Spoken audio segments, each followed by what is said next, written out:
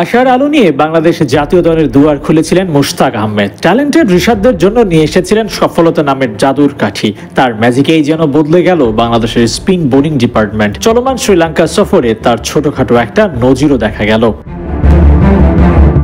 স্বাগতিকদের বিপক্ষে টেস্ট সিরিজে হেরেছে বাংলাদেশ, ওয়ানডে সিরিজটাও জিতে নিয়েছে লঙ্কানরা। কিন্তু এই দুই সিরিজে টাইগার বোলারদের কমন ঘটনা ছিল স্পিন বোলারদের সবচেয়ে বেশি উইকেট নেওয়া। টি-20 সিরিজে শেষ হয়েছে 2 ম্যাচ, সেখানেও উইকেট তোলা স্পিনারদের আধিক্য।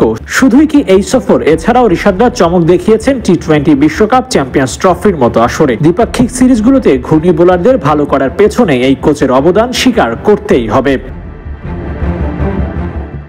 বাংলাদেশ দলের স্পিন ডিপার্টমেন্ট বরাবরই সেরা, তবে সাকিব জামানার পর কিছুটা হলেও খেইহারা। মুশতাক আহমেদ যোগ দেওয়ার পর পারফরমেন্সের ধার বেড়েছে আরো। এমন এক কোচের অপেক্ষাতেই তো ছিল বাংলাদেশ। অভিজ্ঞ এই মুশতাক বাংলাদেশ দলে যোগ দেওয়ার পর ঋষাদ খেলেছেন 29টি টি-20 ম্যাচ, নিয়েছেন 41 উইকেট। তার তালিম নেওয়ার আগে 8 ম্যাচে ঋষাদের উইকেট ছিল মাত্র 6টি। লেগ স্পিন কিংবদন্তির ছোঁয়া পেয়ে আমূলে বদলেছেন রিশাদ হোসাইন।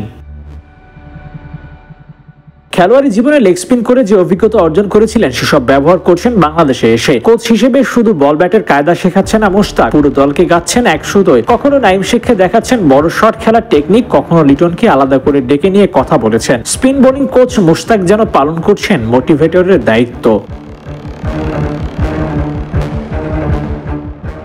বাংলাদেশ দল নিকট ভবিষ্যতে কোথায় গিয়ে পৌঁছবে তা হলফ করে বলা না গেলেও ঋষাদের প্রোগ্রেস দেখে ঠাহর করা যায় ওই স্পিনারদের সুবাদে নিশ্চয়ই দারুণ কিছু স্মৃতি উপহার দেবে টাইগাররা। সাকিব আল হাসানের বিদায় ঘণ্টা তো বেজেই গেছে। আজকে যে ঋষাদ তরুণ তুর্কি অ্যাক্রস দ্য ফরম্যাট, তাদেরকেই তো পেসারদের কাঁধে কাঁধ রেখে হালটা ধরতে হবে। বাংলাদেশি স্পিনারদের সেই স্বপ্নের যাত্রায় মুশতাক কি তাদের সঙ্গী হবেন?